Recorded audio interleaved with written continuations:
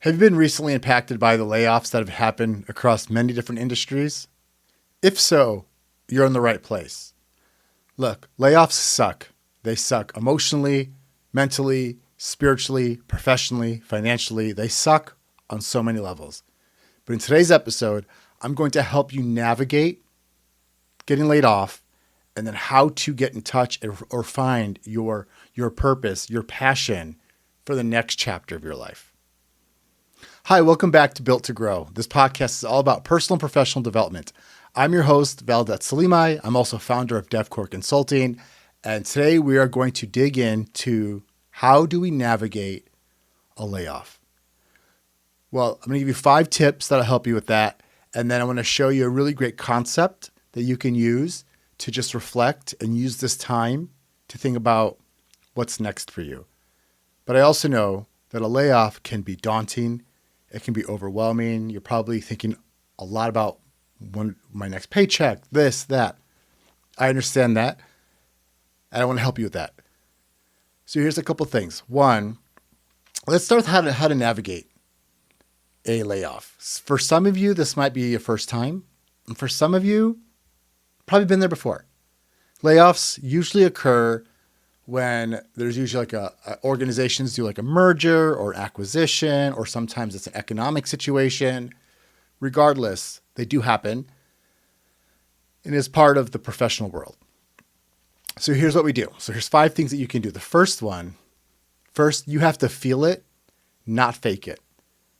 Getting laid off is an emotional experience. Maybe you've been with the company 1 year, 5 years, 10 years, 20 years. There's a level of hurt and anger and sadness that can come when you are let go from this organization that you've invested so much time in. It's natural. Sit with that first. Part of moving forward means healing from the emotional reaction to what happened. And it is, your emotions are valid. It's especially if you work for those companies that say we're family, and then it's like, oh, but now you're letting me go. So was I not family? You're going to think about these things a lot. Sit with the emotions, journal, talk to a friend, talk to your therapist, talk to a coach, but talk about how you are feeling. Use I am feeling angry. I am feeling betrayed. Name it. You got to call it what it is. Okay. So number 2, get clear on your story. I want you to own your narrative. So you can say, when people ask you what happened, just keep it real simple and keep it real professional. You can say something like, my role was impacted by the restructuring of the organization. That's really it. You could say, or, this current change to the organization led to some layoffs, and now I'm looking for my next opportunity. That's it. Own the narrative, because if you don't own it, sometimes you can take it personally. Well, they let me go because of this. They laid me off because they don't like me, or they thought me. Getting laid off has nothing to do with your value, your worth, or your contribution. It is simply a business decision. Treat it as a business decision. I know there's a lot of emotions there. That's why we have to navigate the emotions first, and then just refer to it as it really is. There was a restructure and you were impacted. The third one, reconnect with your network. Reach out to old colleagues that you used to work with, on Facebook, on LinkedIn. It's much better to just reconnect on a personal level, check in, see how people are doing, maybe other people that were laid off.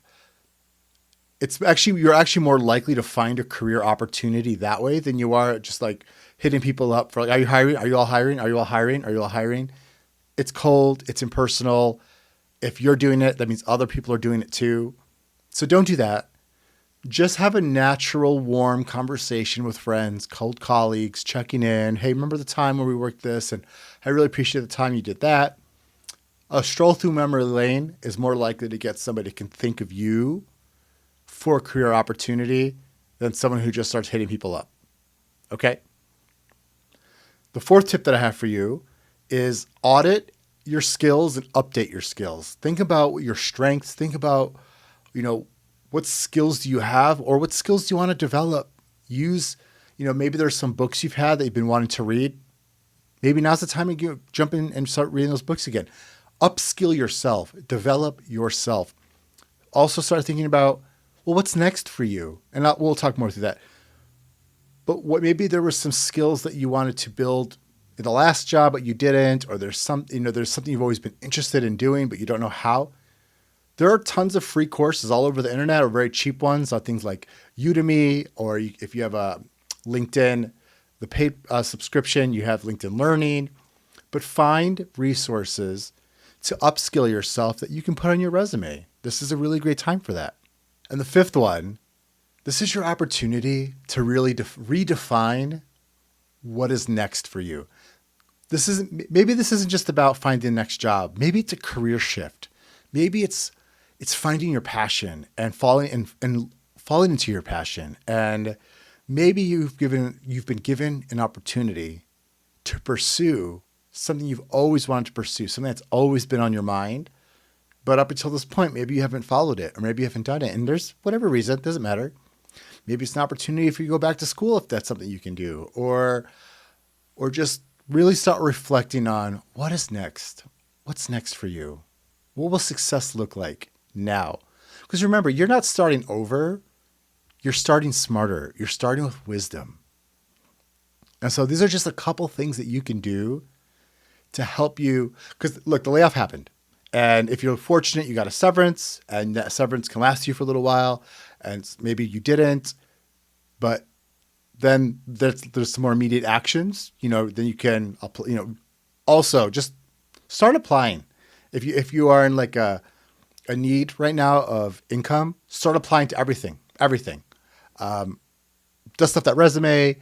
I'm always here to support you as well as a personal coach. So if there's something I can do to support you, please reach out, valdet@devcoreconsulting.com. So those are just some things that you can do to help you navigate this layoff. Now, something else to also consider, the timing is not great, especially because it's right before the holidays. And usually from a recruiting HR perspective, you'll probably maybe get some interviews, but more than likely that usually companies wait until the new year to bring on new people. So you may have a very slow time trying to find something. So again, keep applying, but just be forewarned that with the holidays coming up and people out of office, and this is the let's circle back in the new year time, that's just something you have to be aware of, okay? Now, the next thing I want to talk about is you have been given an opportunity, whether you wanted it or not, it's here. It's just what you do with it. But you've been given this opportunity to really think about what is your purpose. Because here's the thing, like I said earlier, when you get let go or laid off or whatever it is, it can lead to like existential crisis. Like, what am I supposed to do? What am I going to do with my life? What is this? I want to help you just kind of focus with this really wonderful Japanese concept called Ikigai. So Ikigai means a reason for being. And it's often used to help people find their purpose, their passion, that they can also turn to a career. So Ikigai is based off 4 questions. So you have to think about these 4 questions for yourself. So the first question is, what do you love? What do you love to do? What excites you? Like, I love writing. Like, I love to write. I love words. I love putting thoughts to paper, to pen, to type. But what do you love to do? So I just want you to think about maybe some hobbies or things that you always enjoy doing. So what do you love to do is the first question. The second question, what are you good at? What are your strengths? What are some things that you've gotten compliments on, or what are some things that you know that you're really good at? Maybe you're a great communicator. Maybe you're a great writer. Maybe you are great at leading. Maybe you are great at data and analytics. But what's something that you are good at? Okay, so what do you love and what are you good at? Then you want to ask yourself, what does the world need? What do other people outside of me, my world, what do they need? And so you want to start asking yourself this question. So like, we know I said earlier, like maybe you love public speaking and you're good at it. Well, I also know that most people don't like public speaking, and some people actually hire people to do public speaking for them, or to come into their organization to share knowledge. So that could be something that is a need that other people have. So what does the world need? And then the fourth question, the final question is, what can you get paid to do? How can you monetize? And then you can start to think about, okay, so I know what I'm good at. I know what I love doing. I know people need this. And now how can I monetize it? So I'll give you my own example. I was laid off a couple months ago. And I went through what you're going through. And I sat down and I used Ikigai and I thought, well, I love personal and professional development. I've been doing this for a long time. I'm also really good at it. So I thought this is what I love to do. I love uplifting others. I love developing people. I'm also good at developing people. And I also know that what does the world need, right? Personal development, interpersonal skill development. These are, no matter where we are in society, we will always need emotional intelligence, presence, communication skills. And so for me, it was like, okay, yes, that's what the world needs. So I started my own company to monetize, to make money off of it with DevCore Consulting. But for me, Ikigai helped me just focus and at least figure out what works and what doesn't work. So that's just an example, but that's something that you can do. You have time, a little bit of time, kind of sit with it. This is your opportunity to really be intentional about what your next step is going to be. You have an opportunity to really lean in to what you want to do. And I know it sucks. It sucks getting, laid off. It sucks getting let go. It does. It's especially when it's abrupt and you didn't see it coming. But it's also an opportunity. You're being released to do the thing that you should be doing. And even if you were doing what you did and loved and you were all Ikigai at the last place, great. Now you know that because again, you're not starting over. You're starting wiser. You have experience and you have wisdom. And so how can you use that to move forward into your next chapter? You get to write your next chapter. Maybe it's working for yourself. Maybe now you know what you want in a company, in a culture, in leadership, in an organization. Great. These are all, I really just want you to think about those things. What did you not like about the culture you worked at before? What did you love? How did you feel about your leadership? What did they do great? What did you not like? When you define these things, you then create more structure about what you want for your next chapter, what you accept, what you won't accept. So those are some things to help you out. And like I said, I'm always here to support you. My name is Valdet Selimaj. Again, I'm a personal coach, professional coach. I'm here for you. So if there's something I can do, please reach out, valdet@devcoreconsulting.com. You can also go to my website, devcoreconsulting.com, and schedule a free touch base. We can talk about anything on your mind or how I can support you. But you also have your network. You have your friends. You have your family. Reach out.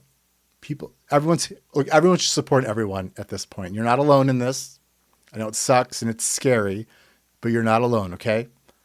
All right. Thanks for hanging out in this episode, and I look forward to seeing the next one. Bye.